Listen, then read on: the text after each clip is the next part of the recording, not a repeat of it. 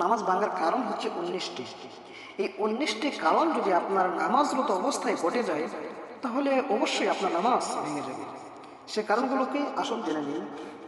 1 নম্বরে হচ্ছে নামাজে অশুদ্ধ বলা, 2 নম্বরে নামাজের ভিতর কথা বলা, 3 নম্বর কোনো লোককে সালাম দেওয়া, 4 নম্বর সালামের উত্তর দেওয়া, 5 নম্বর উহ আহ শব্দ করা, 6 নম্বর বিনা ওজরে কাশা, 7 নম্বর আমলে কাসির করা, 8 নম্বর বিপদে কি বেদনায় শব্দ করিয়া কাঁদা, 9 নম্বর 3 তসবিহ পরিমাণ সতর খুলিয়া থাকা, 10 নম্বর মুক্তাদি ব্যতীত অপর ব্যক্তির লোকমা নেওয়া, 11 নম্বর সুসংবাদ ও দুঃসংবাদে উত্তর দেওয়া, 12 নম্বর নাপাক জায়গায় চেষ্টা করা, 13 নম্বর কেবলার দিক হইতে সিনা ঘুরিয়ে যাওয়া, 14 নম্বর নামাজে কোরআন শরীফ দেখিয়া পড়া, 15 নম্বর নামাজে শব্দ করিয়া হাসা, 16 নম্বর নামাজে সাংসারিক কোনো বিষয় প্রার্থনা করা, 17 নম্বর হাসির উত্তর দেওয়া,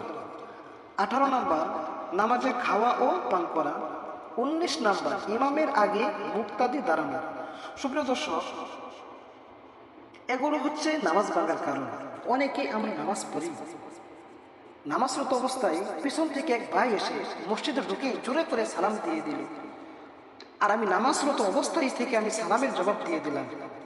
আপনি সালামের জবাব দেওয়ার সাথে সাথে কিন্তু আপনার নামাজটা ভেঙে গেছে, কিন্তু আপনি নিজেও জানেন না যে আপনার নামাজটা ভেঙে গেছে। সুপ্রিয় দর্শক, এই 19টা কারণের কোনো একটা কারণ যদি আপনার নামাজরত অবস্থায় ঘটে যায় তাহলে আপনার নামাজ ভেঙে যাবে। ভিডিওটি ভালো লাগলে লাইক কমেন্ট শেয়ার করে অবশ্যই আমার এই চ্যানেলটি সাবস্ক্রাইব করে সহযোদ্ধা হিসাবে পাশে থাকবেন। সকলেই সুস্থ থাকবেন, ভালো থাকবেন। খোদা হাফেজ।